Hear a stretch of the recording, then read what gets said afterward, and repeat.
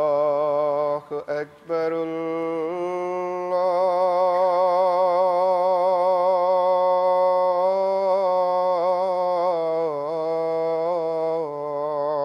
الله أكبر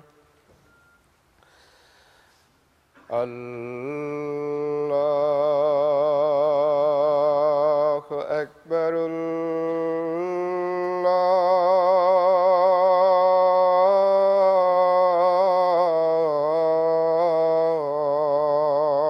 الله أكبر أشهد أن لا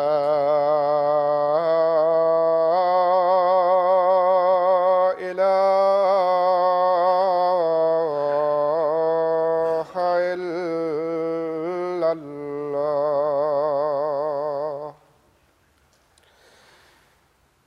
أشهد أن لا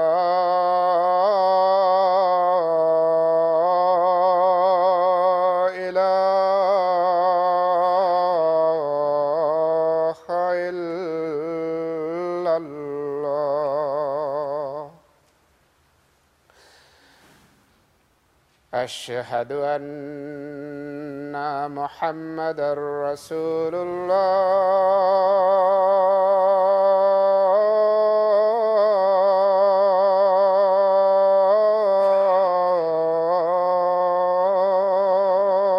الله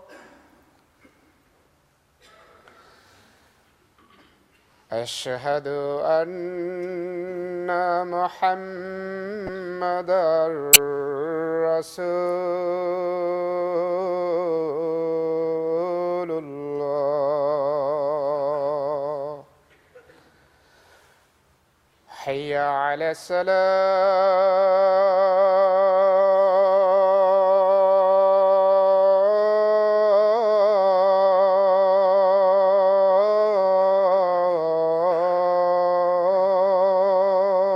الصلاة حي على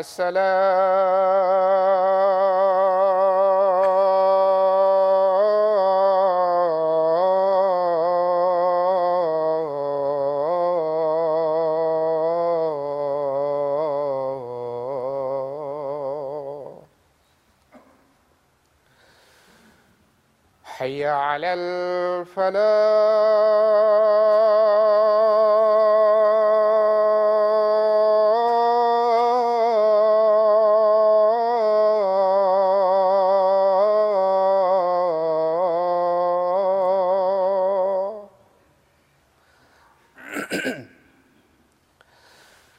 حي على الفلاح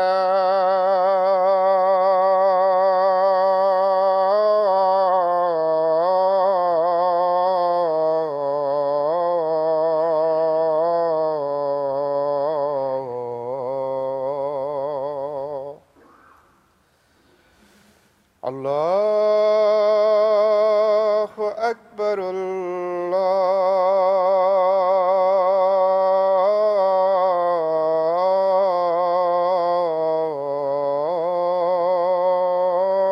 الله أكبر لا إله إلا الله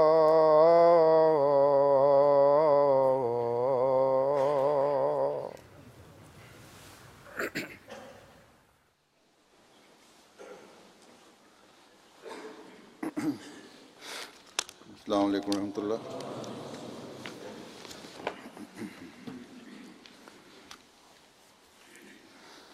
أشهد أن لا إله إلا الله وحده لا شريك له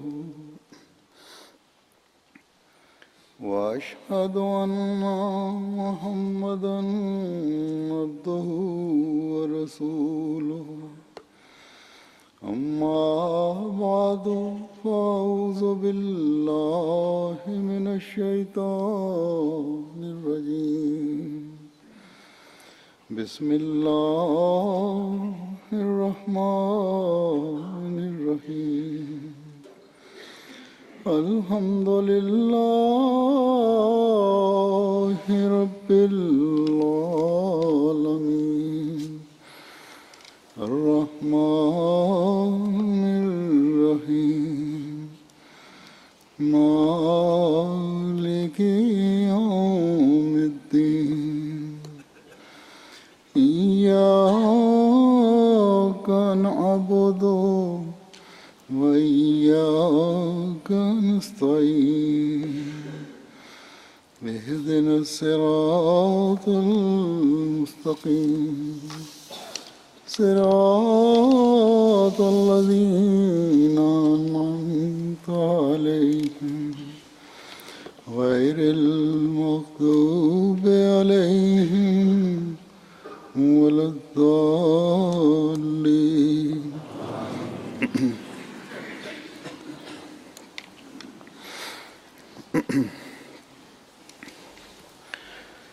ستمبر اکتوبر کے مہینے اکثر ہماری ذیلی تنظیموں یعنی اکثر ممالک کی ذیلی تنظیموں کے سالانہ اجتماعات کے مہینے ہوتے ہیں. انشاءاللہ تعالیٰ آج بھی خدام الانبیاء کا اجتماع شروع ہو رہا ہے اور اسی طرح اگلے جمعے انصار اور لجنہ کے اجتماعات ہونے ہیں. گزشتہ تقریباً 27-28 سال سے یو کے اجتماعات میں خلیفہ وقت کی شمولیت اجتماعات کا حصہ بن چکی ہے. ربوہ سے پاکستان سے خلیفہ وقت کی ہجرت سے پہلے تمام ذیلی تنظیموں کے اجتماعات میں خلیفہ وقت کی شمولیت ہوتی تھی اور پاکستان سے تمام متعلقہ ذیلی تنظیموں کے نمائندے اجتماعات میں شرکت کیا کرتے تھے.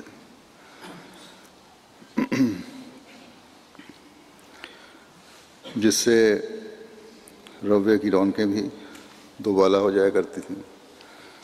خاص طور پر خدام اور اطفال کو اس زمانے میں ایک خاص شوق اور لگن ہوتی تھی اور اجتماع کا بڑا انتظار رہتا تھا. خیموں میں رہائش ہوتی تھی. ہر مجلس اپنی اپنی چادریں لا کر عارضی خیمے بنایا کرتی تھی.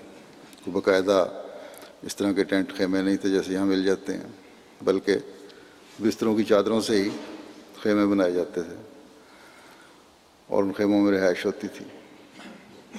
ہر مجلس یا ہر جو گروپ ہے خیمے میں رہنے والا اپنی اپنی چادریں لاتا تھا اور یوں رنگ برنگے اور پھولدار اور قسم قسم کے خیمے وہاں رہائش گاہ میں بنے ہوتے تھے. اکتوبر کے مہینے میں پاکستان میں عموماً موسم اچھا رہتا ہے، بارشیں نہیں ہوتی، اس لیے گزارا ہو جاتا تھا. اگر یہاں کا موسم ہو تو شاید گزارا نہ ہو سکے. شاید کیا سوال ہے، گزارا ہو ہی نہیں سکتا. بہرحال یو کے اجتماع نے خدام الانبیاء کے اجتماع نے مجھے بچپن اور جوانی کے اجتماعات کی یادیں دلاتی تھیں اور ساتھ ہی ان مظلوموں کی جو ظالموں کے ظالمانہ قوانین کا شکار ہو کر اپنے اس حق سے بھی محروم کر دیے گئے ہیں کہ اپنی اصلاح، تربیت اور اللہ تعالیٰ اور اس کے رسول کے ذکر کے لیے جمع ہو کر اس مجلس اور اجتماع کا انعقاد کر سکیں. بہرحال میں بھی اور آپ بھی اس یقین پر قائم ہیں کہ یہ حالات ہمیشہ کے لیے نہیں ہیں. انشاءاللہ تعالیٰ ایک دن یہ ظلم بھی اور ظالم بھی صفحہ ہستی سے مٹا دیے جائیں گے. اللہ تعالیٰ ہمیں صبر، استقامت اور دعا سے کام لیتے چلے جانے کی توفیق عطا فرماتا رہے۔ اصل میں تو یہ باتیں اجتماع کے حوالے سے مجھے ان کا ذکر اجتماع کے موقع پر کرنا چاہیے تھا، اور ہر سال میں اجتماع کے مناسبت سے متعلقہ ذیلی تنظیموں کو ان کے حوالے سے مخاطب بھی ہوتا ہوں، لیکن مجھے اس وقت خیال آیا کہ جمعہ پر اس حوالے سے بھی ذکر کر دوں، کیونکہ ایک تو پاکستان کے مرکزی اجتماع میں افتتاحی اور اختتامی خطابات خلیفہ وقت کے ہوتے تھے، دوسرے اجتماع کے موقع پر میری جو اختتامی تقریر عموماً ہوتی ہے وہ براہ راست MTA سے نشر نہیں ہوتی، بلکہ کچھ دنوں کے بعد، ہفتہ 10 دن بعد نشر ہوتی ہے، اور ہو سکتا ہے کہ اس کو ایک بڑی تعداد نہ سن سکتی ہو۔ تیسرے، جہاں جہاں بھی اجتماعات ہو رہے ہیں وہ اس خطبے کو اپنے لیے بھی پیغام سمجھتے ہوئے اس پر باتوں پر عمل کرنے کی کوشش کریں، اور پاکستان کے مظلوم احمدیوں کو اپنی دعاؤں میں یاد رکھیں۔ اور چوتھے، جہاں جہاں نئی جماعتیں اور ذیلی تنظیمیں یا مجالس قائم ہو رہی ہیں وہ بھی اپنی ذمہ داریوں کو سمجھتے ہوئے براہ راست باتیں سن کر ان سے استفادہ حاصل کرنے کی کوشش کریں۔ بہرحال اب میں اس حوالے سے خداوند الحمدیہ کو خصوصاً اور ہر فرد جماعت کو عموماً چند باتوں کی طرف توجہ دلانا چاہتا ہوں۔ قرآن کریم میں دین کی خدمت، اصلاح اور توحید کے قیام کے لیے نوجوانوں کے حوالے سے سورہ کہف میں 2 جگہ ذکر آیا ہے۔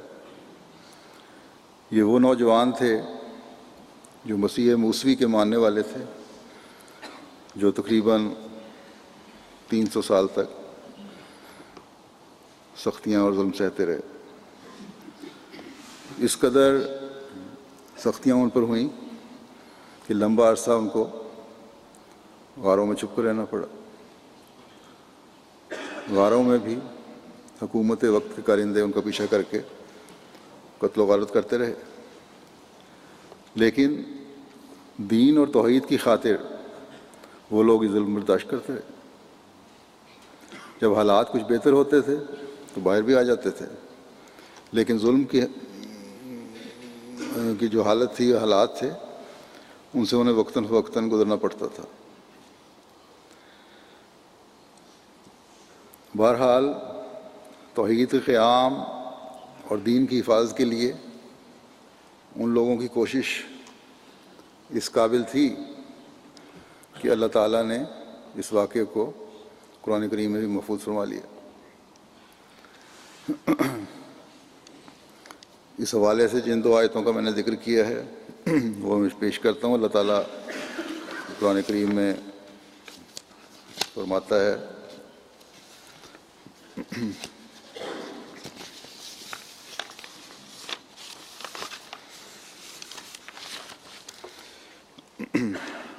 اذ اول فتیۃ الی الکہف فقالوا ربنا آتنا من لدنک رحمۃ وہیئ لنا من امرنا رشدا۔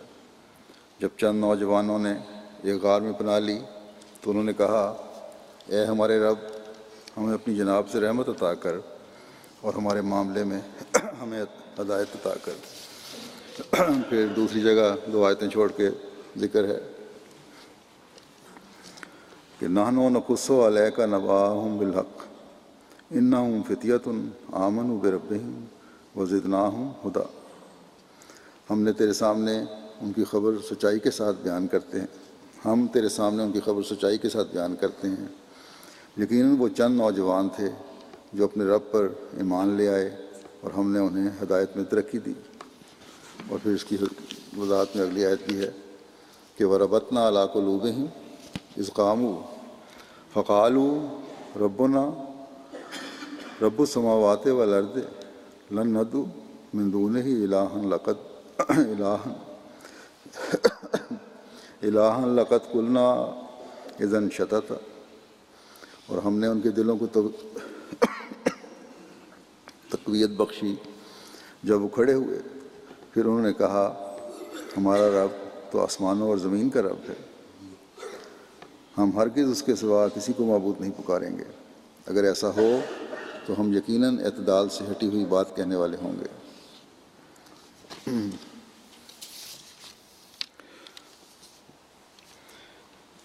بس توحید کے قیام کے لیے انہوں نے کوشش کی، ظلم سہے اور اللہ تعالیٰ سے دعا مانگتے رہے کہ اللہ تعالیٰ ہمیں اپنی رحمت سے وحدانیت پر قائم رکھے اور ہدایت کے راستے پر ہم چلتے رہیں۔ اس سے پہلے قرآن کریم میں آیات جو ہیں، ان سے پہلی آیات میں یہ ذکر ہے کہ آج کل کے عیسائی وحدانیت کو چھوڑ کر خدا کا بیٹا بنائے بیٹھے ہیں ایک شخص کو، جو سراسر جھوٹے نظریات اور جھوٹی تعلیم ہے، جس کا عیسائیت کی اصل تعلیم سے کوئی واسطہ نہیں۔ یہ ایسی خطرناک بات ہے جو یقیناً انہیں سزا کا مورد بنائے گی۔ حقیقی تعلیم جس کے لیے عیسائیوں نے قربانی دی تثلیث کی تعلیم نہیں تھی، بلکہ وحدانیت کی تعلیم تھی۔ پھر اللہ تعالیٰ نے ان کے مختلف دور اور حالات کا نقشہ کھینچنے کے بعد بیان فرمایا کہ ان کے اس ایمان لانے اور ایک خدا پر یقین کرنے کی وجہ سے ہم نے انہیں ہدایت پر قائم رکھا اور ان کے دلوں کو مضبوط کیا، اور وہ ایک خدا کی پرستش کرنے کا اعلان کرتے رہے اور اس کی عبادت کرتے تھے۔ اس بات سے سخت بیزاری کا اظہار کیا کہ اللہ تعالیٰ کے سوا کوئی اور بھی معبود ہے، لیکن پھر زمانے کے اثر کے تحت، حکومتوں کے اثر کے تحت عیسائیت نے آہستہ آہستہ تثلیث کی صورت اختیار کر لی، اس میں بگاڑ پیدا ہو گیا۔ غلط لوگوں کے ہاتھ میں جب عیسائیت کی باغ ڈور چلی گئی تو پھر تثلیث کا نظریہ پیدا ہوا، اور دنیا داری نے ان کے دین پر قبضہ کر لیا۔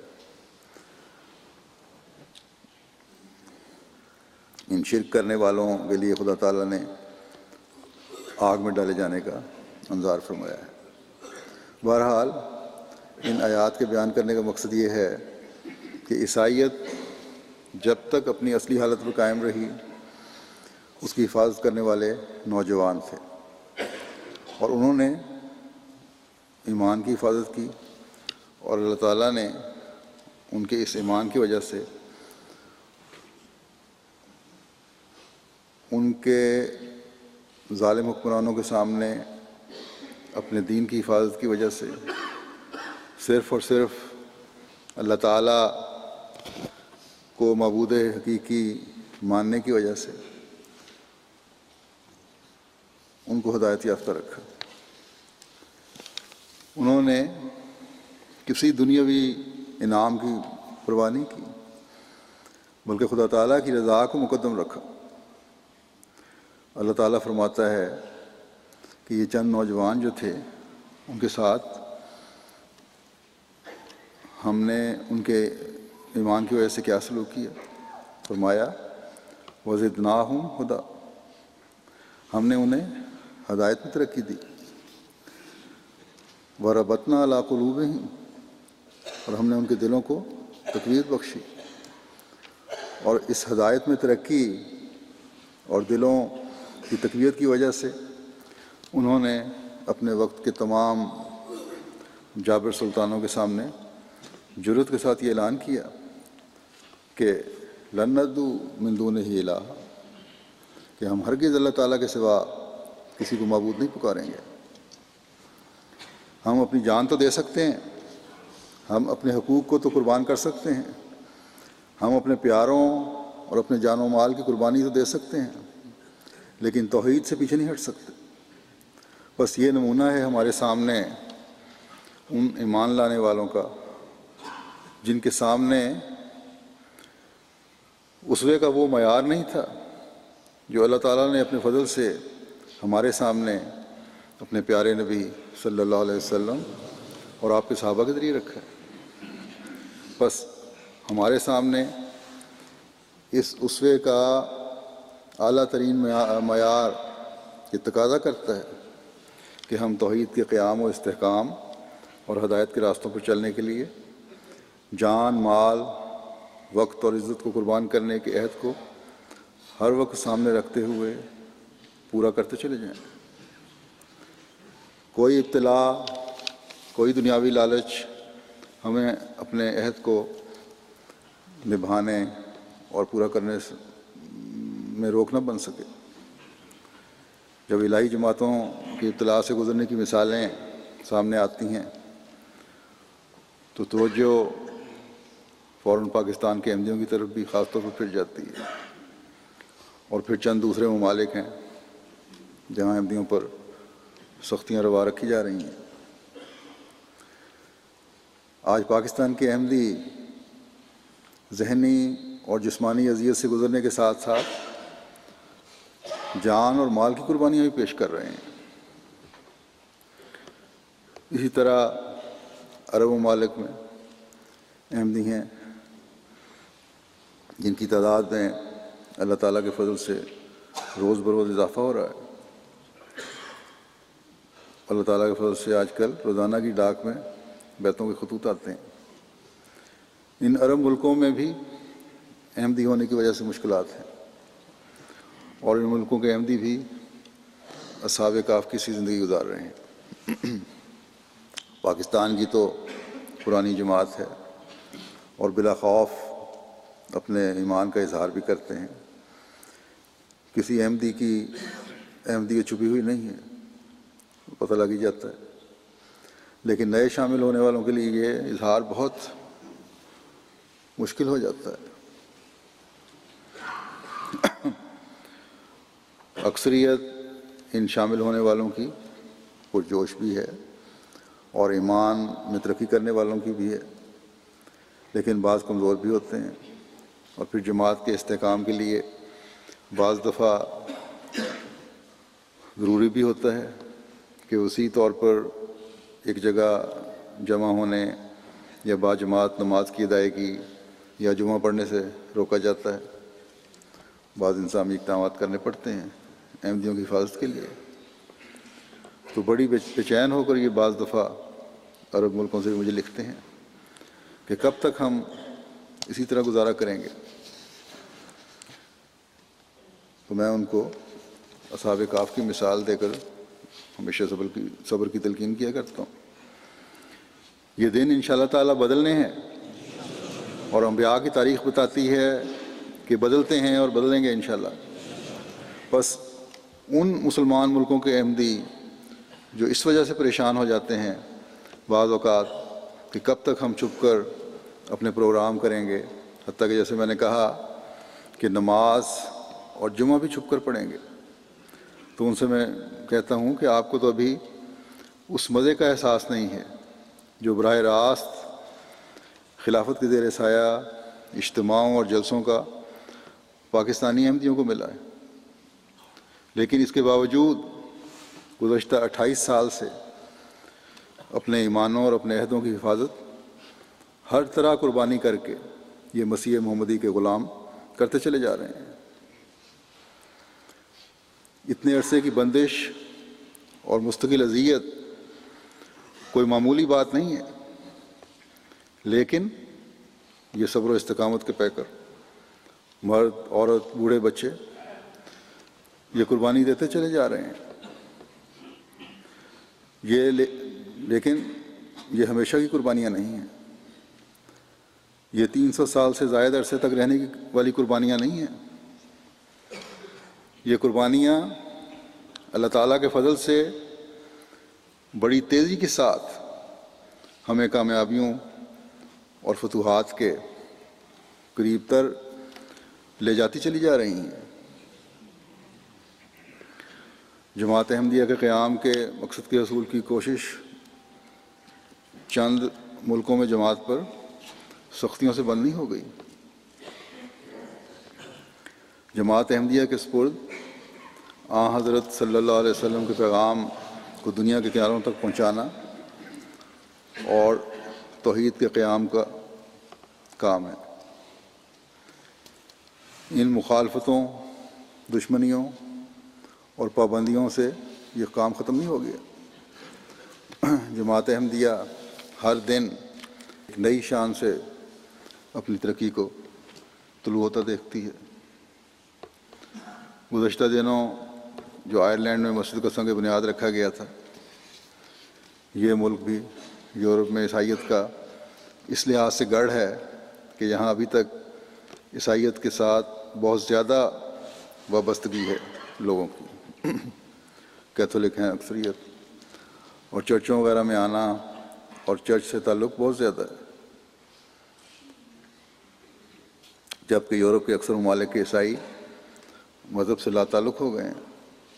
تو بہرحال یہ ملک جو زمین کا کنارہ بھی ہے، جیسا کہ میں نے گزشتہ خطبے میں تفصیل سے بیان بھی کیا تھا، یہاں سنگ بنیاد اور ریسیپشن جو ہوٹل میں ہوئی، جس میں 100 کے قریب پڑھے لکھے لوگ تھے، جن میں ممبر آف پارلیمنٹ کے ممبر بھی تھے، سرکاری افسران بھی تھے، پروفیسر اور ٹیچر بھی تھے، مختلف شعبوں سے تعلق رکھنے والے لوگ بھی تھے،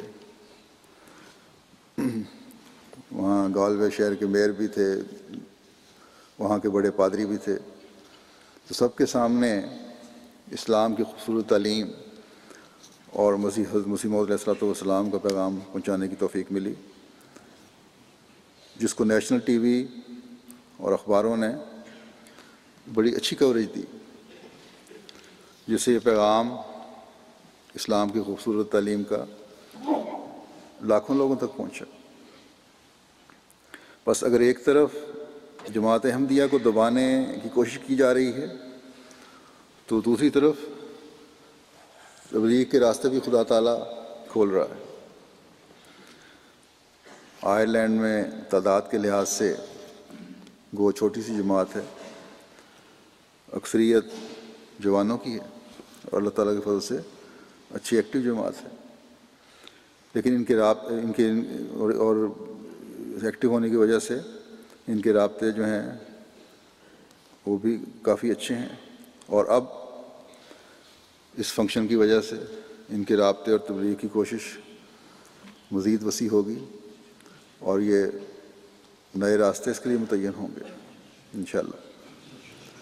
اگر انہوں نے اس جذبے کو جاری رکھا اور جو وسیع تعارف ہو گیا ہے اس سے فائدہ اٹھایا، تو انشاءاللہ تعالی مسیح محمدی کے یہ چند غلام مسیح موسوی کے وحدانیت سے دور ہٹے ہوئے لوگوں کو خدائے واحد کے آگے جھکنے والا بنا دیں گے ایک دن انشاءاللہ۔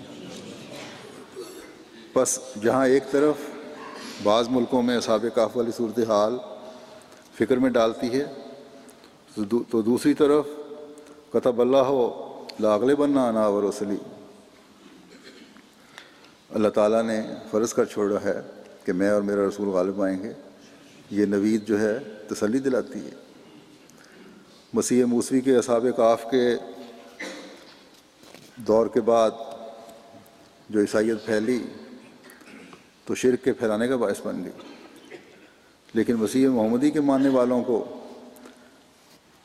300 سال گزرنے سے بہت پہلے انشاءاللہ تعالی غلبہ ملے گا، اور یہ غلبہ بھی شرک کو جڑ سے اکھاڑ کر توحید کے قیام کا باعث ہوگا انشاءاللہ۔ بس ہمیں کوئی مایوسی نہیں ہے۔ آج اللہ تعالیٰ کے فضل سے دنیا احمدیت میں بہت وسعت آ چکی ہے۔ اگر چند ملکوں میں احمدیوں کے حقوق اور آزادی کو سلب کیا گیا ہے، تو آسٹریلیا، افریقہ، امریکہ اور جزائر کے رہنے والے احمدی آزادی کی زندگی بھی گزار رہے ہیں۔ ان کے لیے صحیح اسلامی تعلیم پر عمل کرنا اور اپنی زندگیوں پر لاگو کرنے کے راستے کھلے ہیں۔ تبلیغ کے میدان بھی کھلے ہیں۔ بس ان ممالک کے رہنے والے احمدیوں سے میں کہتا ہوں کہ اس سہولت، کشائش اور آزادی اور آزاد زندگی کو اپنے مقصود کے حصول کے لیے ایک کوشش سے مقصود کے حصول کا ذریعہ بنا لیں۔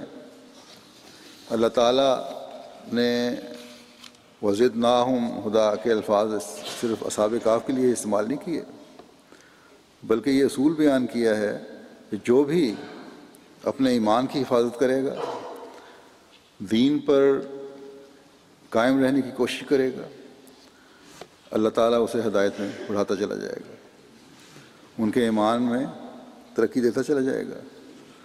اس بات کو اللہ تعالیٰ نے سورہ انفال میں یوں بھی بیان فرماتا ہے کہ انما المؤمنون الذین اذا ذکر اللہ وجلت قلوبہم واذا تلیت علیہم آیاتہ زادتہم ایمانا وعلی ربہم یتوکلون۔ مومن صرف وہی ہیں کہ جب اللہ کا ذکر کیا جاتا ہے تو ان کے دل ڈر جاتے ہیں، اور جب ان پر اس کی آیات پڑھی جاتی ہیں تو وہ ان کو ایمان میں بڑھا دیتی ہیں اور وہ اپنے رب پر ہی توکل کرتے ہیں۔ پھر فرمایا کہ اللہ زینہ یقیمون الصلاۃ ومما رزقناہم ينفقون، وہ لوگ جو نماز قائم کرتے ہیں اور اس میں سے ہی جو ہم نے ان کو عطا کیا ہے وہ خرچ کرتے ہیں۔ پھر آگے فرماتا ہے اللہ تعالیٰ کہ اولئک هم المؤمنون حقا لہم درجات عند ربہم ومغفرۃ ورزق کریم، کہ یہی ہیں جو کھرے اور سچے مومن ہیں، ان کے لیے ان کے رب کے حضور بڑے درجات ہیں اور مغفرت ہے اور بہت عزت والا رزق بھی۔ اللہ تعالیٰ نے یہاں ایک حقیقی مومن کی نشانیاں بیان فرمائی ہیں۔ جو ایمان کا دعویٰ کرتا ہے وہ صرف زبانی دعوے سے مومن نہیں بن جاتا، اس کی کچھ خصوصیات بھی ہوتی ہیں۔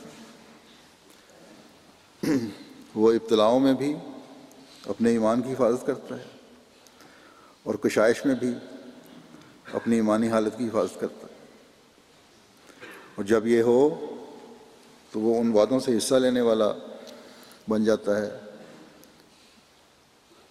ان وعدوں کا حقدار ٹھہرتا ہے جو ایک حقیقی مومن سے خدا تعالیٰ نے فرمائے ہیں۔ اگر یہ دعویٰ ہے ایک شخص کا، ایک مومن کا، کہ اسے اللہ تعالیٰ پر ایمان ہے، تو اس کا ہر قول و فعل خدا تعالیٰ کی رضا کے حصول کے لیے ہونا چاہیے۔ اللہ تعالیٰ کا نام صرف منہ پر یا زبان پر ہی نہ ہو، بلکہ دل میں خدا تعالیٰ کی خشیت ہو۔ فرمایا کہ ایمان کی نشانی یہ ہے کہ اذا ذکر اللہ وجلت قلوبہم، جب اللہ کا ذکر کیا جاتا ہے تو ان کے دل ڈر جاتے ہیں، اور اللہ تعالیٰ ایک مومن کے لیے وہ محبوب ہستی ہے جس کی رضا اس کے ہر وقت پیش نظر رہتی ہے اور رہنی چاہیے۔ اور رضا کس طرح حاصل ہوتی ہے؟ اس کے احکامات پر عمل کر کے۔ بس ایمان صرف زبانی دعویٰ نہیں ہے، بلکہ ایک عمل ہے جو مسلسل جاری رہنا چاہیے۔ پھر یہ نشانی ہے کہ آیات اسے ایمان میں بڑھاتی ہیں۔ یہ بہانے نہیں ہوتے کہ یہ باتیں مشکل ہیں اور ان پر عمل مشکل ہے، یا یہ عمل تو میں کر لوں اور یہ نہ کروں یا کر نہیں سکوں گا، بلکہ اللہ تعالیٰ کے تمام احکامات پر کان دھرنا اور ان پر عمل کرنا، ان کو سننا، یہی ایک اصل مومن کی نشانی ہے۔ اس بات کو دوسری جگہ اللہ تعالیٰ نے یوں بھی بیان فرمایا ہے کہ اذا ذکروا بآیات ربہم لم یخروا علیہا صما وعمیانا، کہ جب ان کے رب کی آیات انہیں یاد دلائی جاتی ہیں تو ان سے بہروں اور اندھوں کا معاملہ نہیں کرتے جن کا ایمان حقیقی ہوتا ہے۔ بس زبانی دعویٰ کہ میں توحید پر یقین رکھتا ہوں ایمان میں زیادتی کا باعث نہیں بنتا جب تک کہ اللہ تعالیٰ کے احکامات پر عمل کرنے کی کوشش بھی نہ ہو۔ بس توحید کے قیام کی کوشش اس وقت کامیاب ہوتی ہے جب خدا تعالیٰ کی رضا کی خاطر انسان اپنے نفس کو قربان کرتا ہے، اور جب ہر معاملے میں کامل توکل اللہ تعالیٰ کی ذات پر ہوتا ہے۔ پھر اللہ تعالیٰ فرماتا ہے کہ حقیقی مومن کی ایک نشانی نمازوں کا قیام ہے۔ یہ آیات میں جو نے پڑھی اس میں فرمایا۔ اب اجتماعات میں اور ان کے بعد بھی ہر خادم کو، ہر احمدی کو اس کا خاص اہتمام کرنا ضروری ہے کہ اجتماعوں میں تو خاص طور پر کہ نمازیں باجماعت ادا ہوں، اور عام طور پر بھی اس کے بعد بھی نمازوں کا قیام اور باجماعت ادا کرنا اور وقت پر ادا کرنا یہ ضروری ہے۔ اسی طرح جو ڈیوٹی والے بھی ہوتے ہیں، کچھ خدام یا اجتماعات میں شامل ہونے والے، ان کو چاہیے کہ وہ بھی اپنے نمازوں کا اہتمام کریں، ڈیوٹی کے بہانے سے نمازیں ضائع نہ ہوں۔ اور پھر صرف جیسا کہ میں نے کہا، صرف اجتماع کے دنوں میں نہیں بلکہ عام دنوں میں بھی جب ہماری ترقی اور فتوحات دعاؤں سے ہی وابستہ ہیں، جس کے لیے بار بار حضرت مسیح موعود علیہ السلام نے ہمیں توجہ دلائی ہے، تو پھر دعاؤں کا جو بہترین ذریعہ ہے قیام نماز، اس کی طرف توجہ دینے کی سب سے زیادہ ضرورت ہے۔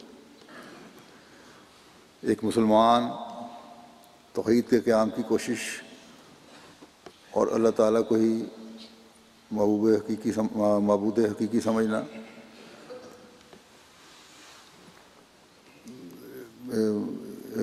مسلمان کا یہی مقصد ہے، اور یہ سمجھا جانا، توحید کا قیام اور معبود حقیقی اللہ تعالیٰ کو سمجھنا بغیر نمازوں کے ادائیگی کے اور اس کے قیام کے ممکن ہو ہی نہیں سکتا۔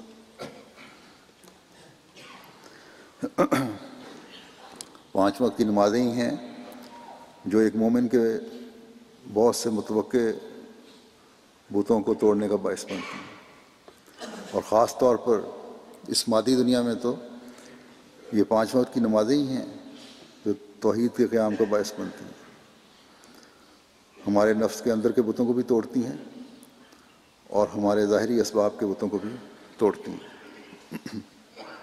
بس توحید کو قائم کرنے اور پھیلانے کے لیے یہ ایک بنیادی نسخہ ہے جسے ہمیشہ ہمیں یاد رکھنا چاہیے۔ پھر فرمایا مما رزقناہم ينفقون، اور جو کچھ ہم نے انہیں دیا ہے اس میں سے خرچ کرتے ہیں۔ دین کی اشاعت اور توحید کے قیام کے لیے خرچ کرنے والوں کو بھی اللہ تعالیٰ ایمان میں بڑھاتا ہے۔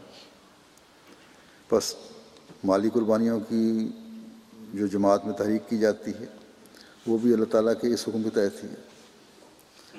پھر آخری آیت جو میں نے پڑھی ہے، اس میں اللہ تعالیٰ فرماتا ہے کہ پہلی 2 آیات میں بیان کردہ جو خصوصیات کا حامل جو ہے وہی اللہ تعالیٰ کی نگاہ میں حقیقی مومن ہے، اور جو اللہ تعالیٰ کی نگاہ میں حقیقی مومن ٹھہر جائے وہ اللہ تعالیٰ کے حضور اس کے انعامات کا وارث بنتا ہے، اور وہ انعامات یہ ہیں کہ درجات عند ربہم، کہ ان کے رب کے پاس ان کے لیے بڑے بڑے درجے ہیں،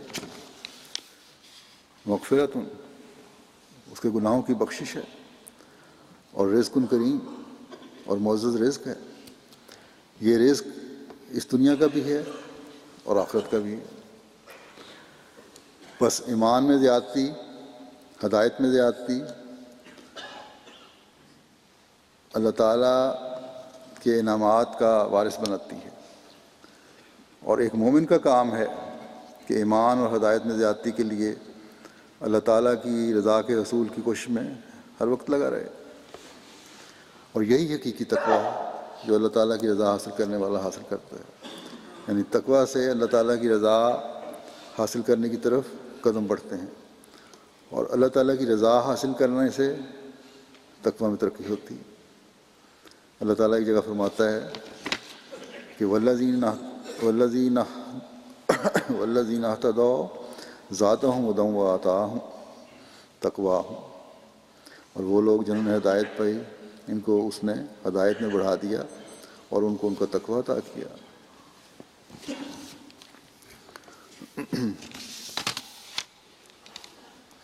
پس آتاہم تقواہم، ان کو ان کا تقویٰ عطا کیا، یعنی اللہ تعالیٰ کی رضا کے معیار بڑھنے کے ساتھ ساتھ تقویٰ بھی بڑھتا جاتا ہے۔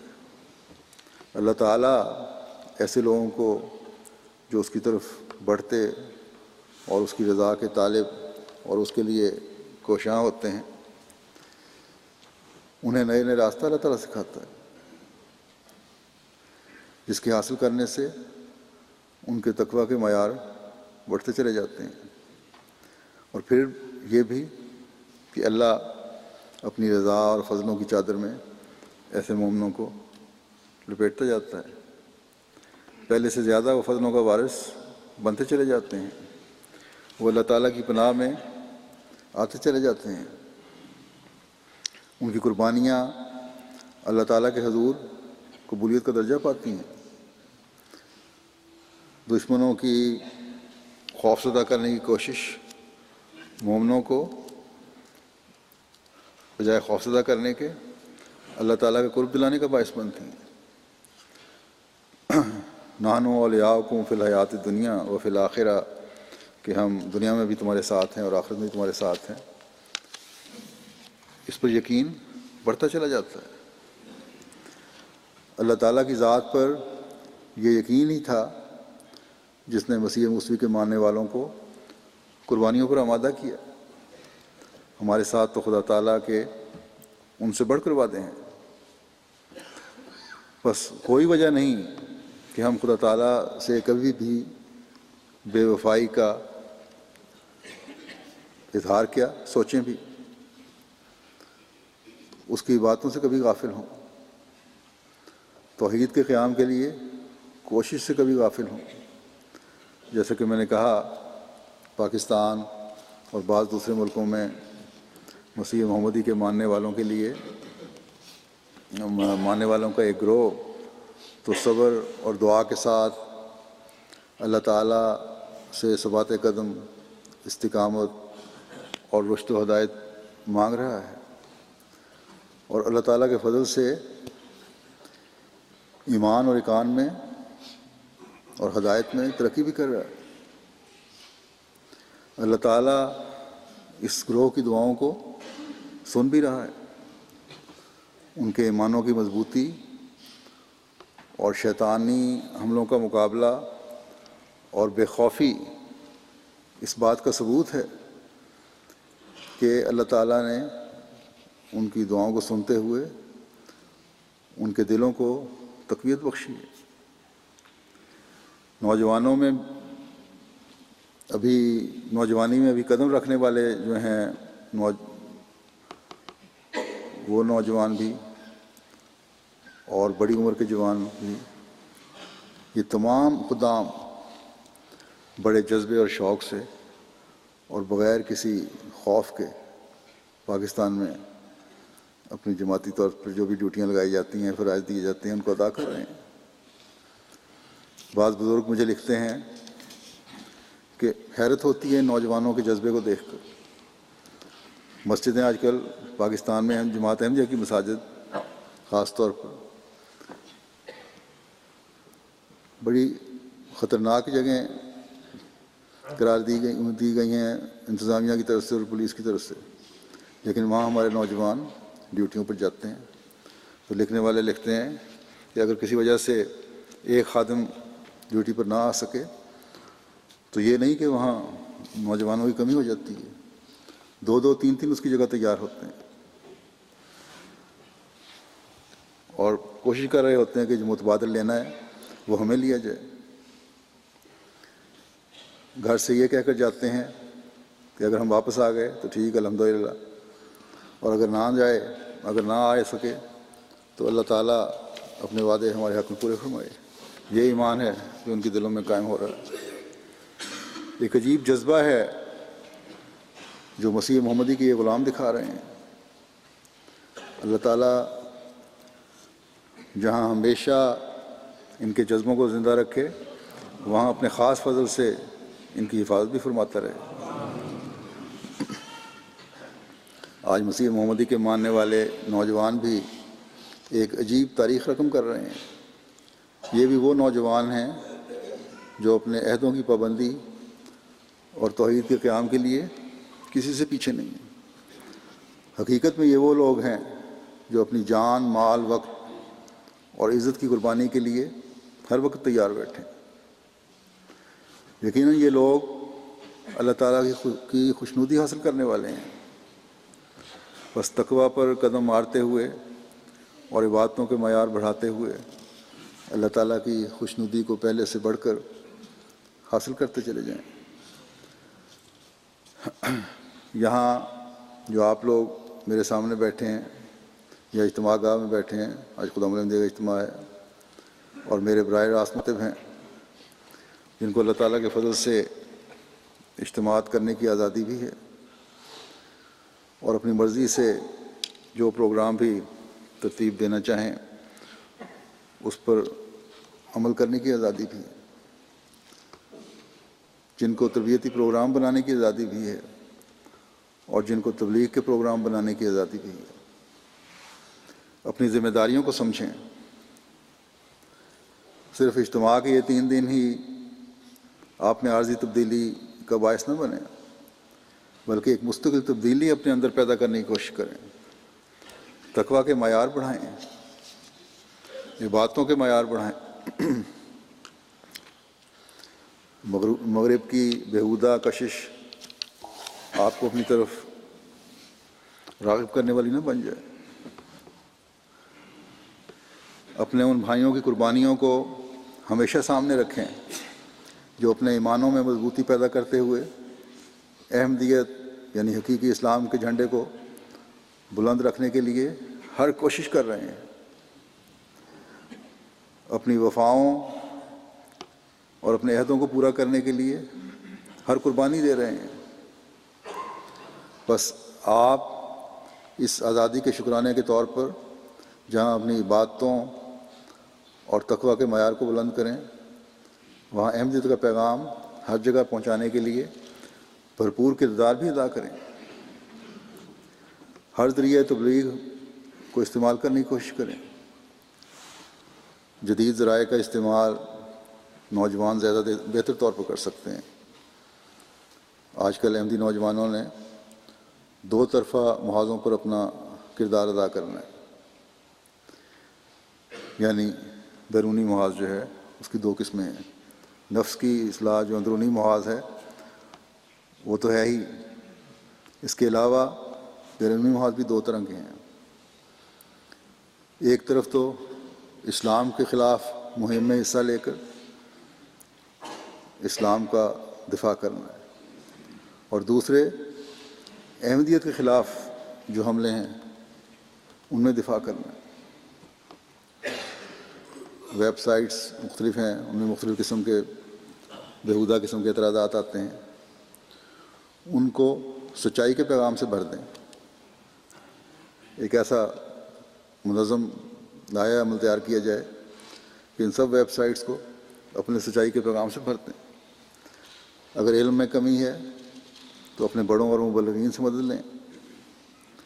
آج دنیا میں رہنے والے ہر خادم کو ان مہمات کا حصہ بننے کی ضرورت ہے،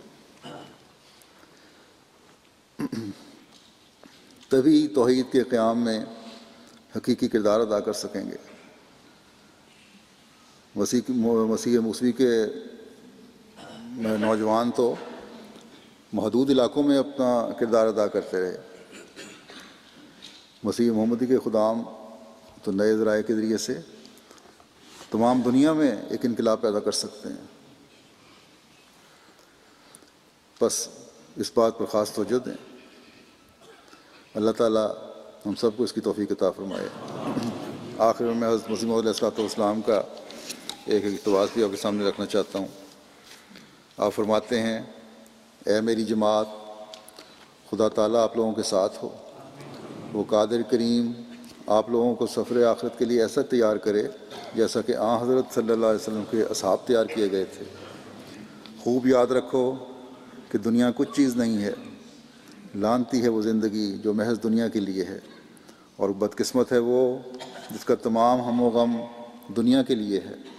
ایسا انسان اگر میری جماعت میں ہے تو وہ ابس طور پر میری جماعت میں اپنے تئیں داخل کرتا ہے، کیونکہ وہ اس خشک ٹہنی کی طرح ہے جو پھل نہیں لائے گی۔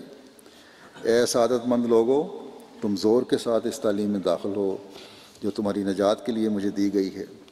تم خدا کو واحد لا شریک سمجھو اور اس کے ساتھ کسی چیز کو شریک مت کرو، نہ آسمان میں سے نہ زمین میں سے۔ خدا اسباب کے استعمال سے تمہیں منع نہیں کرتا، لیکن جو شخص خدا کو چھوڑ کر اسباب پر ہی بھروسہ کرتا ہے وہ مشرک ہے۔ قدیم سے خدا کہتا چلا آیا ہے کہ پاک دل بننے کے سوا نجات نہیں، سو تم پاک دل بن جاؤ اور نفسانی کینوں اور غصوں سے الگ ہو جاؤ۔ انسان کے نفس امارہ میں کئی قسم کی پلیتیاں ہوتی ہیں، مگر سب سے زیادہ تکبر کی پلیتی ہے۔ اگر تکبر نہ ہوتا تو کوئی شخص کافر نہ رہتا، سو تم دل کے مسکین بن جاؤ۔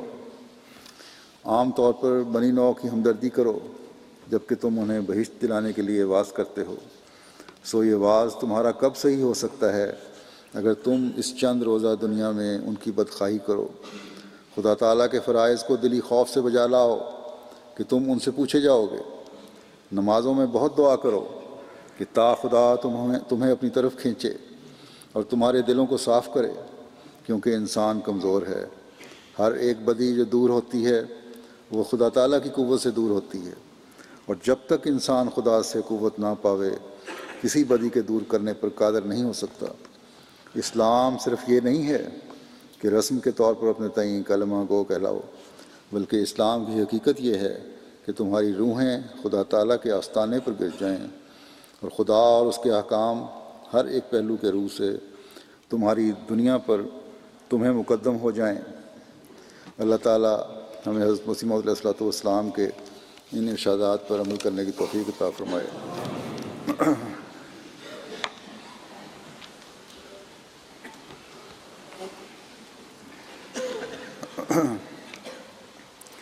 الحمد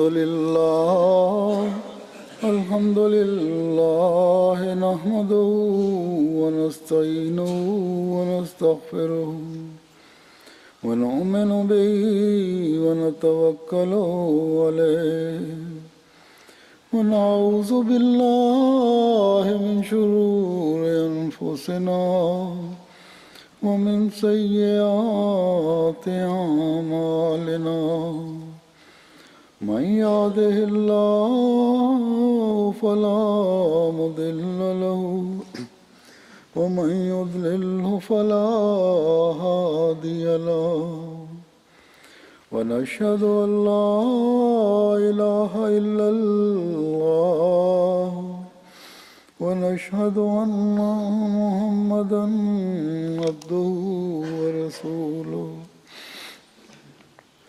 عباد الله رحمكم الله إن الله يأمر بالعدل والإحسان وإيتاء ذي القربى